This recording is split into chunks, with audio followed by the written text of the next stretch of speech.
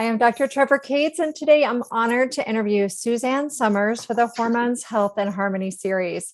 You probably know Suzanne from TV shows like Three's Company and maybe her Thigh Master, or from one of her #1 New York Times bestselling books like Ageless, Bombshell, and Sexy Forever, or one of her many other bestselling books. And I'm excited to interview her because of what an inspiration she continues to be for women. As I was talking to some of my girlfriends and members of my team at the Spa Doctor, we talked about how inspired we are by Suzanne's ability to stand up for what she believes in. And this really helps women feel empowered. Today, we'll be talking about hormones and her journey since she's learned and shared so much along her path around holistic medicine and bioidentical hormones to help us age gracefully. Suzanne, welcome. Thank you for joining us today. Thank you. My favorite subject. Yes, of course. So, Suzanne, I've heard you say hormones are what it's all about. I agree with you, and that's why I'm doing this series. So, why is it that you believe that so strongly? Well, not to be, you know, overt about it, but my most recent book is called A New Way to Age. And essentially what it says is aging is about worn out parts, be it your hormones, nutritional levels, minerals, and all the other parts that fall apart. And the body has a language, as you know. And what I've been trying to do in my books is train my readers to listen to the language of their body. So I jokingly, but it's stuck and women get it, referred to hormone decline as the 7 dwarves of menopause: itchy, bitchy, sleepy, sweaty, bloated, forgetful, and all dried up. Now, if any of those are your issues, itchy, so what on itchy? But itchy can get really bad when you're hormonally imbalanced. Bad moods, that we all remember PMS. On menopause, it's pretty much every day, all day. And I think so many divorces are as a result of a lack of understanding about the hormonal system. And when I was 50, I'm 75 now. So when I was 50, I went through what I call hormone hell. And I went from doctor to doctor to doctor to doctor. And I could not get anything from any of them other than cholesterol lowering drugs, sleeping drugs, anti-anxiety, like Valium, things like that. And I remember saying to one doctor at some point, really, is this the best you have to offer women? And he patted me on the back and he said, the drug companies know best, dear. And I thought, that is just so unsatisfactory. And then I heard about this endocrinologist in Santa Barbara who was working with something called bioidentical hormones. I had never heard that before. So I had my lab work done. I drove up the Pacific Coast Highway. It's about a 2-hour drive from where I lived, like a maniac, I want to get there. I just want to get some relief. And she's looking at my lab work. She goes, oh, you poor thing. And I said, what? She said, you must feel awful. I said, I do. I said, I'm an upbeat, happy person. I'm a positive person. I said, but I'm having thoughts of thinking the world would be better off without me. That is so not me. And she said, well, you're going to be okay. She explained to me bioidentical hormones. Bioidentical is biologically identical to the human hormone, an exact replica of what we once made or still make a little of, or in my case, make none of. And she said, I'm going to start you on these bioidentical hormones. She said, I can't give you everything you need. I said, why? She said, well, it took a long time to lose them. It's going to take a while to build back up, but along the way, almost immediately, you're going to feel better. She said, I want you to call me with any symptoms. And so the first call that I made to her was, my leg itches. My leg is itching so badly. It's starting to bleed. And she said, okay, then she tweaked it a little. She kept tweaking. And within 2 weeks, I was feeling better. Not great, but better. Took a full year to find the sweet spot. That's why I say to women when they started this, be patient. Your body's going to go into shock when you put back this part that it has stopped manufacturing. And what a difference a year makes. A year later, I got me back. I could sleep through the night. My sex drive came back. The unexplained weight gain went away. My hair got lustrous and shiny again. I was in a good mood, the mood that I've always been in. And I thought, I have a louder voice. I had written several books at that point, maybe 10 books at that point on the human condition. And then I wrote 9 diet books, but not diet, how to eat. It was, I did the South Beach diet before the South Beach diet. It was low carb, high fat, high vegetable, high protein diet, all organic. So this started a phenomena of women realizing, you mean there's something we can do? Because up to that point, they were giving synthetic so-called hormones, which you will gain a lot of weight on it. Everybody I know, I can tell a woman in any room who's on the synthetics, who's on nothing, and who's on bioidenticals. It's so clear cut to me, and I'm sure you can as a doctor as soon as they walk in. Aren't you trained that within the first 5 minutes that when a patient comes into your office, it's mostly assessing first, and you can tell right away? Yeah, I mean, it's like so much you can see on people's skin, their Yeah. hair, just the way that they show up, how they sit, their way they present themselves. There's so much you can tell about someone's health just by that. Another language. That's a language. And I can tell on television. I watch men on television. I think, wow, he's got thyroid issues and he's got gluten issues. And, they're just signs. And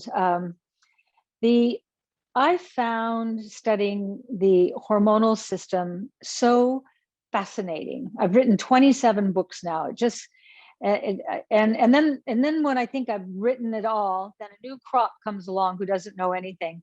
My last really spectacular book, I thought, she says humbly, on the hormone system is called I'm Too Young for This. I was trying to target the perimenopause because all my perimenopausal friends say that to me. I'm too young for that. I go, no, you're not. And with the stresses of today's world, you're draining out faster and faster. So what I write about is listen to the language of your body. If it's hormonal, itchy, bitchy, sleepy, sweaty, bloated, forgetful, and all dried up, get yourself to a qualified doctor or endocrinologist. Qualified is the key word, because going to a doctor that hasn't stepped out of the standard of care box to learn this is new information, because my understanding is you don't get taught this in medical school. And going to a doctor that doesn't understand, it's like going to a plumber for a heart bypass. It's that out of their element. If the language is telling you the symptoms of hormone loss, then you know how to put back what you've lost in the aging process. But the food is so important, because if you don't have the proper nutrients and minerals in your body's not going to work right either. So it's like a whole program. But what an incredible thing. I love being 75. That's why I say it, because I didn't think that at 75, I would be like this. I'm chronologically old according to standards, but I'm not old. And I know it's because of hormone replacement. It's been just a phenomenal asset to aging, and it makes aging enjoyable. Yes, absolutely. So what would you say is your favorite hormone of all of the different hormones? And I don't necessarily mean bioidentical, but just like a hormone. Do you have a favorite? A favorite hormone? Mm-hmm. I don't think I can answer that question, because I know it's about the song. The song has to be in tune.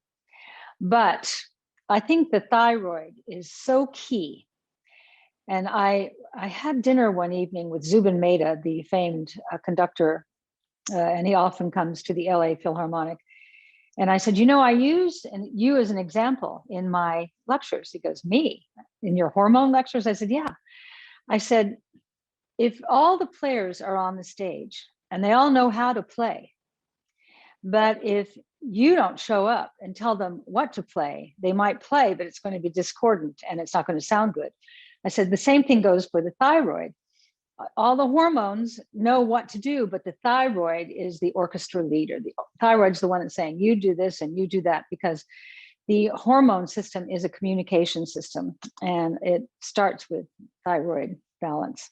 That's the one I can see on television, on anybody. Men we wear eyebrow pencil, but when a man's missing his outer third of his eyebrows, right away, you know what that is. I told one morning talk show host, if you want to know, I'll tell you what I think, and I'll tell you what I would do if it were me, if I had missing the outer third of my eyebrow. So he wrote me afterwards and said, I went to the doctor and I am extremely hypothyroid. And I said, yeah, because you get up at 4 a.m. and you're all exhausted all day long and you're not replenishing. And I saw you drinking diet soda, and all that's going to just keep knocking it down and knocking it down.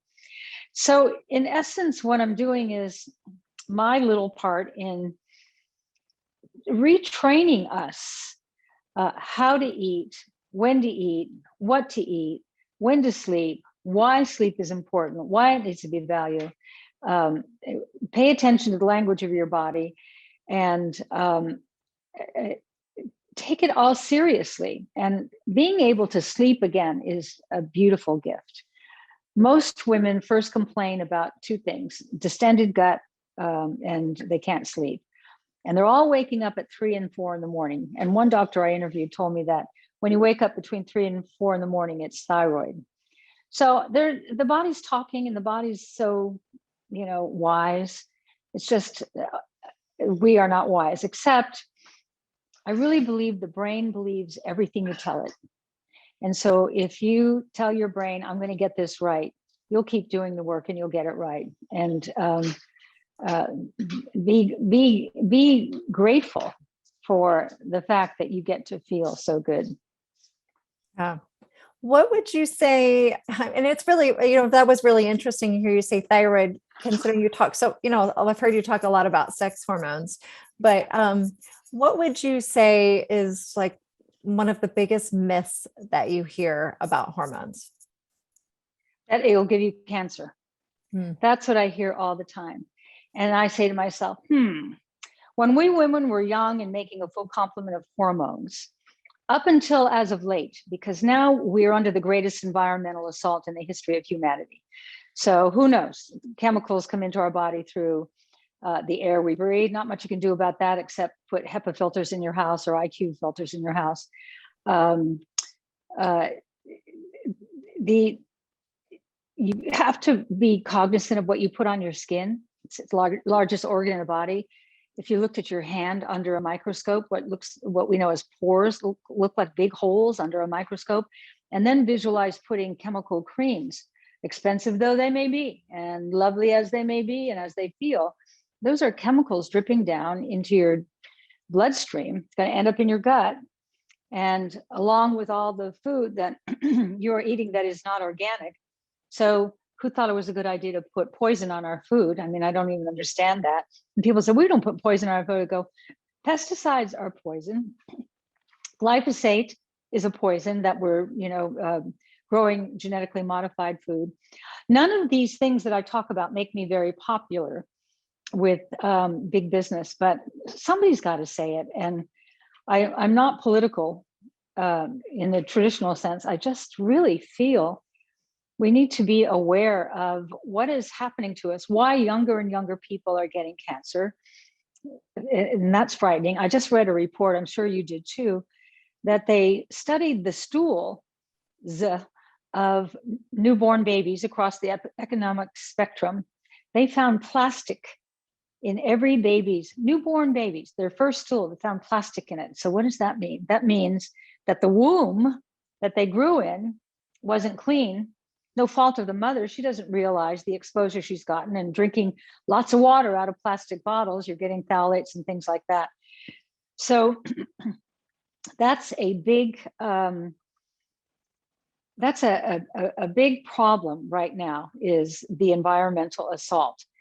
But you can control your own individual little environment. You can buy or grow organic food. You can use lots of fresh herbs and spices, which are anti-inflammatory. You can use organic skincare, hair care, lipstick, makeup. Lipstick is loaded with lead. And, when old ladies break a bone, all that lead that's been stored in their bones, because the brain's so smart, the brain goes, I don't know what to do with this, but I'll put it in your bones for you. And they fall and break a hip or something. So often they get Alzheimer's or dementia because that lead gets into the bloodstream, gets up to the brain. Then when you eat poison food, maybe it's good. Maybe it's, steak and potatoes and vegetables and things like that. But if it's got poison on it, eventually it's going to leak through the barrier wall because your microbiome's off, and it's going to make its way to the brain. And they have found in other studies that the brain is shrinking. The hypothalamus is up there. And when the chemicals get up into the brain, because the bad guys, the chemicals, want the fattiest organs, and the one they love the most is the brain. So they make their way up to the brain. You get so many chemicals in the brain that the hypothalamus has to shrink, and the pituitary. And it makes me wonder why all the kids have what I call initials, and they brag about it. Well, I have ADD, and I have ADHD. Well, I have OCD. Well, I have, whatever, there's dyslexia, dyspraxia, dementia, and then Alzheimer's. And I just recently read another study, which I'm sure you read too, of 1 in 3 adults now is getting Alzheimer's. 1 in 3. Something is very wrong. So the only thing, you can't take on the whole world, and none of us have the power to change the motion that's in motion, but you can change your own environment. You can clean up your air in your house. You can sleep on organic pillows and organic mattresses. You can buy or grow organic food. You can buy skincare that's organic. I happen to have a line at SuzanneSomers.com that's not only organic, it's earned that insignia that's so hard to find.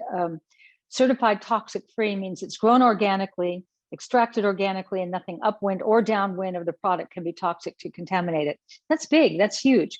So if you eliminate that, you eliminate lead in the lipstick, you eliminate the makeup, hair care, your brain's right here. And do you think about, there's this treatment that on the West and East Coast that women are doing. It's beautiful, and it makes your hair beautiful. And it's called Brazilian. But the main ingredient in this Brazilian treatment is formaldehyde. And you have to sit under the dryer for 45 minutes with this stuff on it with a plastic cap, just burning into your scalp. But the brain is right there. So it's not going to not go in there. It's probably going to, I don't know this for a fact, but it seems to me it would certainly be complicit in breaking through the blood-brain barrier. So these are very difficult times for health. And yet we're living longer than ever. But the people who are living longer, who haven't embraced what you and I are talking about, are pretty much ending up not knowing who they were or who they are. And that's so sad. Yeah, it really is. Well, I mean, I'm glad that you mentioned that there are things that we can do reduce our total load of exposures of these toxic chemicals. So that's the good news. I'd like to shift gears a little bit, because as I was talking to my girlfriends about what would you like to know from Suzanne Somers, a lot of them said, how about sex and romance? Can you tell me how do you okay. keep up the sex drive and the romance going? So what are your tips around that? Well, my husband is 10 years older than I am. And sometimes I have to say enough already, because he's been on testosterone replacement and DHEA, full line of supplementations according to his deficiencies. And he doesn't look like an 85-year-old guy, and he doesn't have the energy of an 85-year-old guy. He has the energy of a 55-year-old guy. I'm on full hormone replacement. I have been since I was 50 years old, and I don't have any symptoms. I sleep 8 hours a night. I feel upbeat all the time, and I'm in the mood. And how nice, it's nice to be alive while you're alive. And the last thing you feel like doing or having or being when you're out of gas and energy is sex. So having your gut, if you really tackle your gut, I hate to do this. It's just that I make these products. It's called Gut Renew. Do you know we order this by 70 tons at a time? 70 tons. It's a little package, because it is. I respond to what my readership and my viewership tells me. I'm bloated. I just got gas. I'm constipated. I can't sleep. I'm dog tired. I hear that all the time. And you realize these are all gut issues. And if you roll back, it's what we're talking about. If you've got gut issues because you're not watching what you're eating or being exposed to. But because I don't have gut issues, and I did, because I have balanced hormones, I know the difference because I know the 3 years that I didn't have any hormonal balance, how awful I felt. And the fact that I sleep 8 hours a night, sleep is a game changer. If you don't sleep, you're going to accelerate your aging. And also, you don't give your body the repair time to get back together again. Those at least 7 hours a night are really important. There's a process that happens of, when the melatonin pours and when you go into the different stages of sleep. So you can tell your friends that, yes, I am having sex a lot. I was on that show, The Talk, and what's her name? Carney Wilson said to me, "How often do you and your husband have sex?" And she said, "If you say more than twice a week, I'll kill myself." And I said, no, no, no. I said, we have sex once or twice a day. And I said it for effect because, of course, it's not every day, but it's often. And I want women and men to know that it ain't over, that now that we've got the life extension with quality of life, kind of a perfect scenario. Imagine living well into your 90s, 100, and being all that you are right now. I mean, that's kind of an exciting thing. And where I am seeing the biggest disparity is the 50-year-old women who come up to me and they're not on hormones. And I can tell right away that, 50 is young. 50 is a fantastic age. But if you're lacking in hormones, you look tired, you look kind of washed out, you're starting to gain a little weight, not very interested in sex. And like I said at the beginning of the interview, I believe that hormone loss is responsible for so many divorces, because when you're completely out of your hormones, which I call the juice of youth, you're not fun to live with. You don't even like living with yourself. And so this is my little part that I'm doing for humanity. This keep us together and keep us in love. The only thing that really matters is love. I was in the hospital 10 years ago. I had been poisoned deliberately. It's a long story. I won't go into it. I wrote about it in my book, Knockout. And they had diagnosed me with, there's so much cancer in your body, we can't count the tumors. There's so many tumors. And they wanted to do a surgery, a biopsy. And I'd already kind of thought, if I've got so much cancer in me, I don't have much of a chance. It was the first time I kind of let down. And that night before the surgery, I heard a voice. I hear voices. And my husband was in my little hospital bed with me, and he wasn't hearing it. And my children were asleep at the foot of the bed, and they weren't hearing it. And it sounded like a microphone, like that. And then the voice said, "It's not who you are. It's not what you do. It's not what you have. It's only about who you love and who loves you." Where'd that come from? We know. And I use that at the end of my show, because when profound words come to you like that aren't yours, that you didn't think up, it made so much sense to me. That's all that's important. No matter what happens, rather than look at how bad it is, look at how lucky you are to have what you have. Focus on what you have and not what you don't have. So that I digressed a little bit, and I didn't have cancer.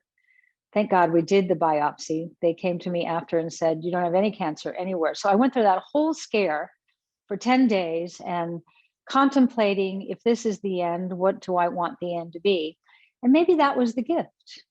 I appreciate every day from here on in. I wake up every morning just feeling so blessed that I am so loved and that I love so deeply. And I think every negative is a positive if you choose to look at it that way. We are sent lessons all the time. And I've sure been sent mine. How about you? Absolutely. I Yeah. feel like every day is a miracle. Absolutely. And It's a great way to think about it. Yeah. And, it's partly why I want to do this docuseries too, to help inspire other women. And so I appreciate you sharing all of this. And you've learned a lot over the years. If you could go back in time to your 21, to like your 2021, early 20s self, what would you want to share with her? Oh, that was such a hard time in my life. I was a child of an alcoholic. That's what started me in my writing career. I had a violent alcoholic father, and we spent more nights hiding in the closet to hide from the monster than sleeping in our own beds. And what's interesting is how normal it becomes. That's just what our life was. And then I got pregnant as a teenager, and the first time I ever had sex. And so in my early 20s, I was a single, really young mother with no skills emotionally, other than I was going to give my son a better life than what I had had. And what I would tell myself, what this self would tell that self back then is learn to love yourself and look at the part you're playing in every drama of your life. What part did you play in it? And I'm thinking now, well, what part did I play in my father being an alcoholic? The part I played was I believed all the negativity he would hurl at me. You're stupid, you're hopeless, you're nothing, you're a big O. I believed that. And then I did this high school play. And I was Adelaide in Guys and Dolls. If anyone's Adelaide, it's me. And that part, I just morphed into it. And Damon Runyon had written Guys and Dolls, and he fashioned one of the Nathan Detroit characters off of a famous columnist at that time, Walter Winchell. What is this about?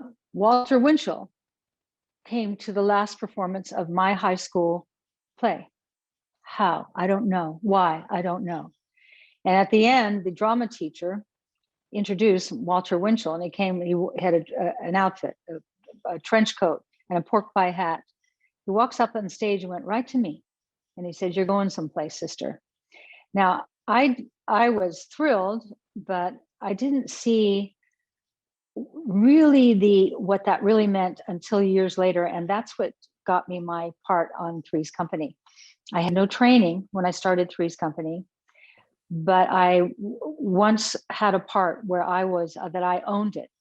And I think for people who watched me as Chrissy Snow on Three's Company, saw that I owned the character of Chrissy Snow. I made her up. I made her the child that I never got to be. And Jack and Janet were the parents. And in that little dumb apartment that we lived in I felt safe. I made that character feel safe because I wasn't safe growing up. So I would go back and tell her then, this is not your fault. See the part you're playing in it. Do the work you need to do to get to the place where you can love who you are. And I now do. I love who I am. I wouldn't trade me at all. I was having a conversation with God the other day, and I said, I'm sorry I had low self-esteem for so many years, because here I am, your creation. And you did a great job with me. So thank you. It's amazing, right? I mean, if we can remember that beautiful. It's hard when you're young. You don't have the ability. You don't have the one thing that young people can't buy or have that I now have the beginnings of, which is perspective. That's being able to float above you and the life you live and see comparatively, like, yes, I remember that. And you watch other people and you go, you're just wasting time being so angry, and you're wasting time being a victim.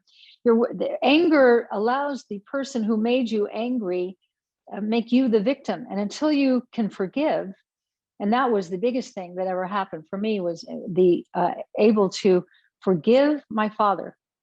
And he did not grow up wanting to abuse his wife and children. He had a terrible disease, and it made him do terrible things. And I insisted at one point that he apologize to me. I said, if anybody ever treated my mother or me the way you treated us, I would kill them. And he wrote me this long letter, the letter that a daughter would want to get.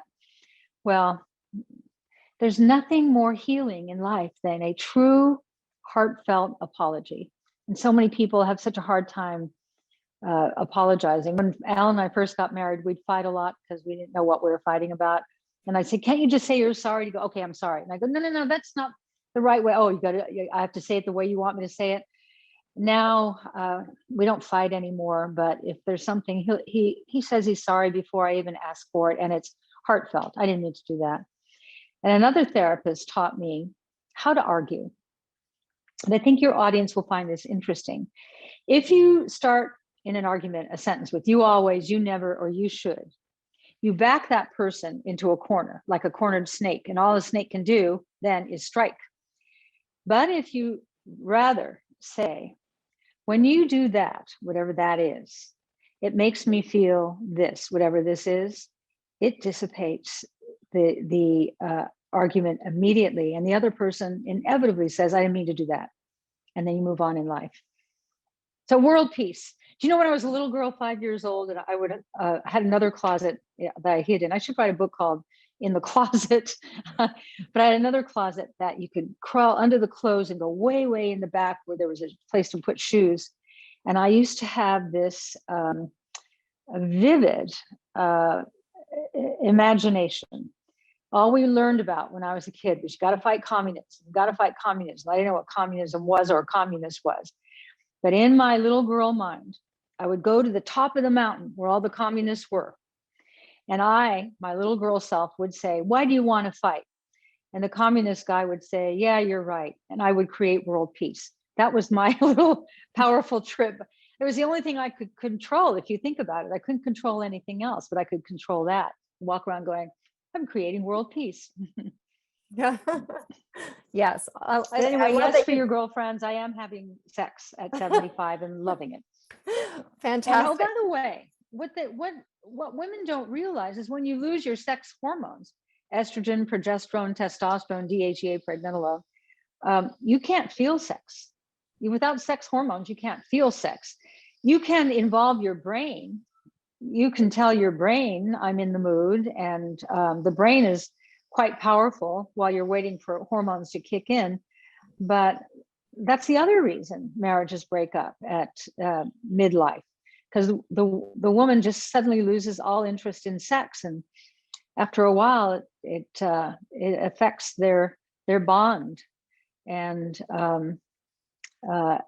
so I just want women to know that it may take time, but when you put the hormones back, individualized, like what you need is not what I need is not what you need. Each one of us needs a little bit, and it takes a while to finesse the sweet spot. But when you find it, it's so wonderful. Right. Fantastic. And sex is actually healthy for us, right? Yeah, it was given to us for a reason to, it's love and comfort and excitement, and makes you feel desirable. All these things are what makes us us. Yeah, absolutely. And I know you mentioned this a little bit, but I think a lot of women are surprised at how early these changes in our hormones can happen and how their sex drive can drop. You mentioned being 50. I'm 49, and close to the age you were talking about, but many women in their 30s even start experiencing these changes in their symptoms, and they don't necessarily make the connection to it being perimenopause because they think they're too young, right? That's what you were talking about earlier. Well, that's what we were talking about earlier, because this new crop of I'm going to be needing hormone replacement is much younger than it ever was. It used to be 50, 55. By 50, 55, you're a mess if you're not on hormones. But in the 30s now, because of the environmental assault, which blunts hormone production, the environmental assault, which is making our wombs not the most desirable place for growing our babies anymore. Women need to be educated early on now that it's coming or it's there, and rather than be embarrassed by it and push the thought away, embrace it. I always tell women, if you get this before you're fully drained out, you'll never have to experience any deleterious effects of hormone loss. And you don't want to experience hormone loss. It feels awful. And like I said earlier, it changes your personality. You become not you. And that's why you've always heard those jokes about, older women and menopausal and their moods. And it's no joke. I wonder, when I was a kid, there was a series called Hazel. She was a maid and she was scatterbrained. What I realized all these years later was Hazel was in menopause. That's why she couldn't remember anything. And in many ways, so was Jean Stapleton as Edith on All in the Family. Jean Stapleton was all, scatterbrained. And that's called hormone loss. But you don't want to stay scatterbrained for too long, because the brain, it gets fed by estrogen. One doctor told me that if you got a headache, take your estrogen cream and put it right here and get it right to the brain, because the brain requires estrogen. It's just so wonderful to be able to get you back. And I always tell women, don't be afraid of it. Go for it. And I'm mostly now I'm worried about the children. They have been consuming and exposed to chemicals since birth now, and all the autism and all the ADD, ADHD, OCD, all the gut problems with kids. We sell a lot of our Gut Renew to mothers who want it for their kids. And essentially what's in it is everything you and I haven't eaten today. What's in there? Phyto greens, or plant-based proteins, immune support boosters, gut health nutrients. Essentially, put 2 spoons in a smoothie, make a smoothie out of this powder, and it's delicious.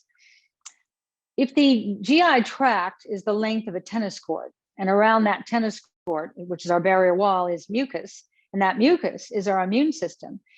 So now that's how we protect our gut, with our immune system. But when the chemicals get in through the skin, through the air, or the food we eat, and they get into the GI tract, they eat through the barrier wall because the microbiome is off, and leaky gut into the bloodstream, and then it makes its way to the fattiest organs and glands, the fattiest being the brain. If that's happening to our kids right now, who are experiencing bloating and diarrhea or constipation, one little girl in our family has just been constipated since birth. 2 of my other grandchildren have had such serious initial problem, ADD, ADHD, OCD. And I wonder how much cesarean plays into that, because the most valuable trip we're going to take in our life, all of us, is that last final trip through our mother's vaginal canal. And our first breath or first swallow is not air or food, it's our mother's vaginal flora. And that's how we colonize our GI tract, which is brilliant. Nature is brilliant. But if you're born cesarean, you miss that. Now, if doctors are savvy to that, then immediately you flood that baby with the equivalent probiotics that would have been in mother's vaginal flora, but that didn't happen for my grandchildren. I think that is the reason, even though they grew up on organic food, that they've had so many gut and brain issues. And going forward, we don't want to have a society of people with gut and brain issues. And of course, the gut-brain connection, that the immune system is connected to the brain. And it's also important. I now know that the body requires balance and alignment. It wants your body to be in alignment, and it wants balance, nutritionally, minerally, and hormonally. And when you find that balance and that right alignment through yoga or whatever form of exercise, you don't have to be, a super athlete. You just kind of settle into life is good. Yeah, alignment is a great word for all of that. Alignment Yeah. is important. And I think when I think about kids, another thing I think about is the misconceptions that are around beauty and what it is to grow up and be beautiful. I think with social media and television, there's a lot of misunderstandings especially for young women, really women of all ages, around beauty. Where do you think real beauty comes from? the soul, but social media has made it, uh, has put the emphasis on not how you look, but how can you manipulate the picture on the screen so that you look 10, 20 times better than you actually look. And then I heard a catchphrase last night for someone who, when somebody misrepresents what they really look like, and then they finally meet, and it's like, ooh, I didn't know that. Um, beauty is wonderful. If you've been given the gift of good looks, as you have, and I have, the problem is it takes us a long time to recognize that we are that, because we're just fraught with insecurity growing up. You're not enough. And I would imagine if you're interacting on the social media sites every day, that you're constantly comparing yourself to the next person, and you'll never win if you compare yourself. So I was watching a show last night. There was a guy, Dwayne Johnson, The Rock, who I've never seen any of his movies. I'm certainly aware of who he is. But he said, I heard something many, many years ago. It's nice to be important, but it's important to be nice. And I thought, what you put out into the world is what comes back at you. You don't give to get. But when you put out love and grace and gratitude and kindness, it becomes who you are. And then you truly are beautiful if you're kind and compassionate and loyal and loving and self-accepting. But you have to live for a while to get to that place, because when you're young, you just wish you looked like Jennifer Lopez. Well, Suzanne, with all of that in mind, when did you realize that you're beautiful? And it's now, at 75, you start seeing things in the mirror. You go, what's that? Try to do this whole thing naturally. But I became beautiful in my relationship with my husband. He just thinks I'm so beautiful. And I'd go, yeah, yeah. And then one day I thought, accept it. And then I thought, I've been given that gift. So be grateful and enjoy it and use it well. And so, because I have a louder voice, and because when I walk out on a stage, I can be impactful, I'm grateful for it. And I like I really like myself. And that took work, but I'm there. I really am. That's great. That's so great to hear. How can we help other women embrace their beauty and their like that sense of confidence? And what can you tell other women to help them? If you really are struggling, the biggest asset in my life was therapy. And I started therapy when I couldn't afford therapy. My son, as a teenage, I said I was a teenage mother. When he was 5 years old, he was run over by a car and given a 50-50 chance to live. And I, had that first moment of selflessness. Dear God, take me, not him. Please take me. But after he did live and he got out of the hospital, he was tormented by nightmares of being run over again and again and again. And I'd hold him and he'd be shaking and crying. So I heard about the Community Mental Health Center, where they charge you according to your ability to pay. So I took him there, and she charged him $1 a visit. She said, in order to work with him, I have to work with you. I said, absolutely. So it was $2 a week, which was not easy for me to come up with. But essentially, after a year, she said, he's fine. He's going to be okay. You've been a good mother, which was the greatest thing I could hear. She said, I'd like you to stay. And I said, why? She said, you have the lowest self-esteem of anyone I have ever met. And I said, ever met? How long you been in business? And she said, you apologize who you are, what you look like. She said, you're a walking apology. When did you get the feeling that you were worth so little? It took me 3 years to answer the question. And then one day she asked me that again. And I said, I don't know. I just always thought I was stupid and hopeless and worthless and nothing, and a big, oh. That's what my drunken father said to me over and over. I bought it. I believed it. And then she really went to work and she started helping me to understand that that's not who I am. That was his way of trying to keep me to never leave him by bullying me. And so I would say to women who are really having a tough time with self-esteem, try therapy. It's one-on-one, and every community that I'm aware of in America offers that service at the community mental health center.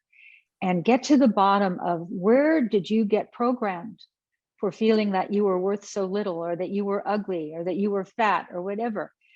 The body, doesn't matter if you're skinny or fat or whatever, it's all about loving you. And then you don't care, what the rest of you looks like, but you got to have help with it if you can't do it on your own. It's very difficult to get it on your own.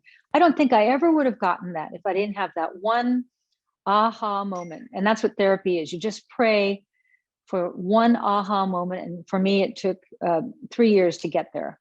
And then I stayed with her for another couple of years. And one day she said, I don't want you to come anymore. I said, why? She said, I want you to go live your life now. I'll always be here, but I want you to go live your life. And I got up and went to the door. And as I opened the door, she said, remember, this was not your fault. I'm always here, and you are a good person. And I cried all the way home. And then I started my life. And then I had the ability, when I went on interviews, to get the job now. I wasn't talking them out of it. I used to talk everybody out of wanting to hire me. That's why I had no money. And that's when I got Three's Company. And that's when my life just changed because of all that therapy. And she reparented me. She became the parent and gave me the parenting that I did not get growing up. Our life growing up was just surviving. So there are many people who had a worse childhood than me, but mine was pretty bad. And I turned my life around, and I never dreamed of having the success that I would have, other than daydreams. I used to dream that I was on a big stage and it was all glamorous, and my mother was sitting in the front row, and she was finally proud and happy. And you know what? It happened. I was headlining in Las Vegas. I had a 26-piece orchestra, 12 dancers, costume changes. I'm out there doing my thing as the star of the show. And I look out, and there's my mother sitting about 4 rows in. And I thought, our dreams are powerful, what we visualize. So because I've realized the power of my childhood fantasies, now when I want something, I put it in my mind's eye out there, and I just look at it, that's done. Now I just have to do the work to get there. The brain is so powerful. The brain is without emotion. So if you tell your brain, I hate this, I hate that, I hate this, the brain goes, okay, I don't care. So you'll be full of hate. But if you tell the brain every day, I love this, I love that, I'm so grateful, I'm so full of love, and the brain goes, this is great. And all those endorphins release, and you can actually get to work and create the life that you want. We're in control. That's what I realized. We're in control of our health, of our hormones, of our nutrients, of our minerals, of the love that we have, the thoughts that we think, the sleep that we have. Those are all just super important human passions and endeavors. Yeah, and it all ties into our behaviors, our lifestyle ties into our hormonal balance, right? I mean, those things Right. can actually trigger, or they can worsen or improve our hormonal balance. So Right. our negative thoughts and all of that, it impacts our hormones and neurotransmitters, right? Yeah. Yeah. Do you think that women struggle with this more than men, or what do you think about that? I think so. But men are going through a tough time right now. I have 3 grandsons, and there's about 4 years for boys where I call it the grunts. Everything you ask them, they go, woo, woo. It's usually 13 through 17 or 18. I've got one grandson still in the grunts here. But in today's world, men, there's always been this onus to be manly and be in charge, and we don't want to turn them into weaklings. I think we are different. I think women are different from men, and I think our needs are different. We're hardwired to hear the baby in the other room, but while we're carrying on a conversation in this room, but I can also hear the conversation over there. My husband always goes, "How do you hear every conversation in the room?" It's just my nature. The boys now are,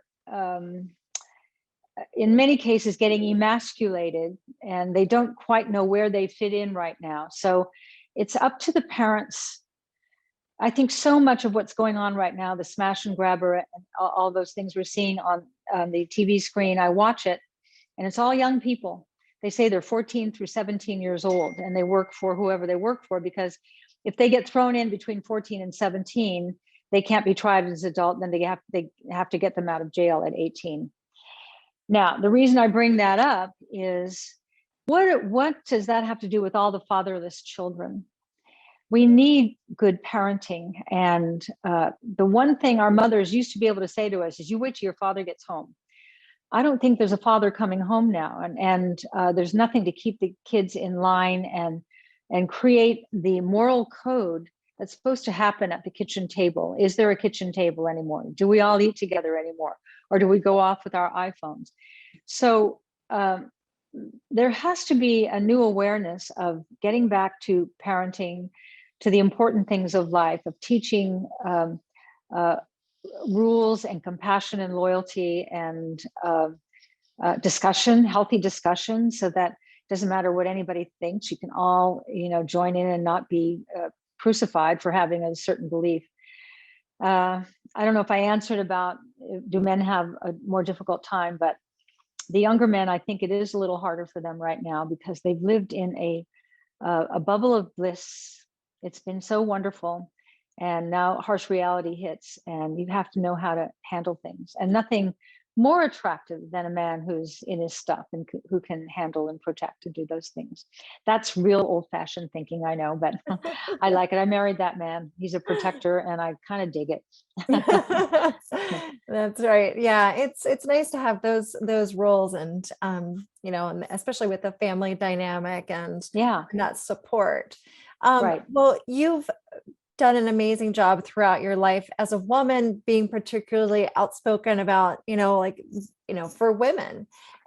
So do you feel like it's been challenging? Like, what do you feel like right now the challenges are for women in particular? I feel at first I was subject to a lot of ridicule because of the character that brought me to prominence, playing the dumbest woman in America, Chrissy Snow. What's she going to know about this? But I always knew that Jean Stapleton wasn't Edith Bunker. And that was part of what I thought. They'll figure out that Suzanne Somers is not Chrissy Snow, it's just somebody she created. But right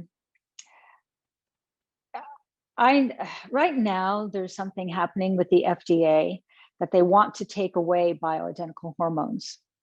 I don't want to get involved, but if they get to that, I will lead that charge. And it won't be fun. But I believe in it so much. If they tried to take away compounding medications, saying they're difficult to oversee, I could probably round up a lot of women who would be pretty angry about this, because what are we going to do? Go back to what it was, to dying early and being scatterbrained and moody and lonely and aging with acceleration. So all of those negativity, all that negativity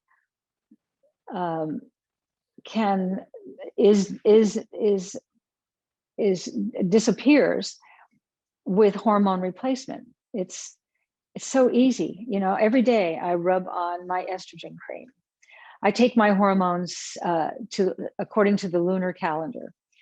And the reason I do that is that in paleo times, we women cycled to the moon. So the first 3 days of the month, we made the least amount of estrogen. The next 3 days, we increased. And by the 12th day, on the 12th day, we made the most estrogen we're going to make all month. Why? The 12th day is the full moon. Think of how brilliant nature is.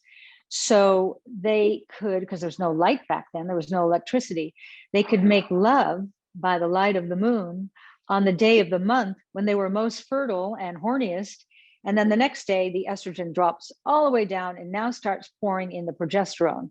So I take my hormones every day of the month, my estrogen every day of the month, but first 3 days, the least amount, then the second 3 days, a little more by the 12th day, make the most.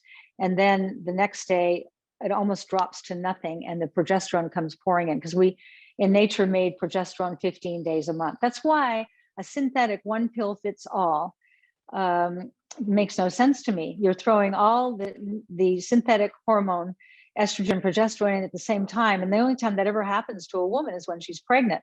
But we were never meant to be pregnant for our whole life. Sorry about that. So spam.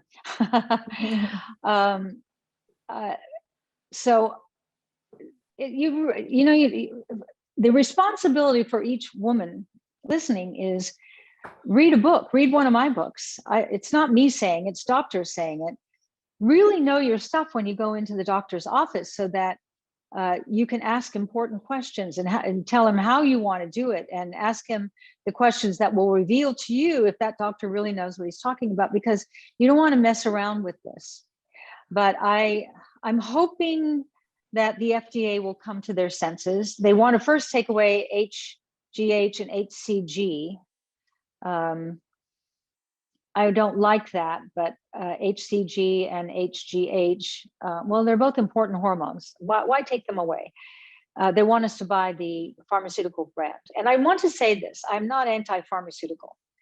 When you need them, and it's a godsend. I broke my neck and spine earlier this year, just terrible. The pain was terrible. And I had to take allopathic painkiller, and without it, I don't know how I could have survived. So I had to swallow my pride of being all alternative all the time, to know that when you need pharmaceuticals, they're a gift from God that that got me through. And when you're working with the right pain management group, like for me, I never felt high. It was OxyContin, but I never felt it, because it brought me right up to the pain. And then as soon as my pain started dissipating, I started weaning myself off and got myself off with no withdrawal at all. But I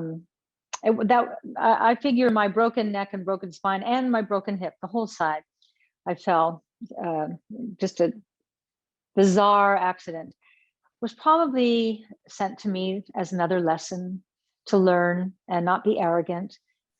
Scientists have been made incredible strides, and science, we need it. We need to keep progressing in science, but we need to educate ourselves too. And the information is out there and it's available. Yes, it is. Well, thank you, Suzanne, so much for taking the time with me today and sharing all of your wisdom, your experience. We covered a lot. Yeah. Thank you. I love that you're doing this. This will be great for your audience. Just great. Great. Thank you so much. Bye-bye.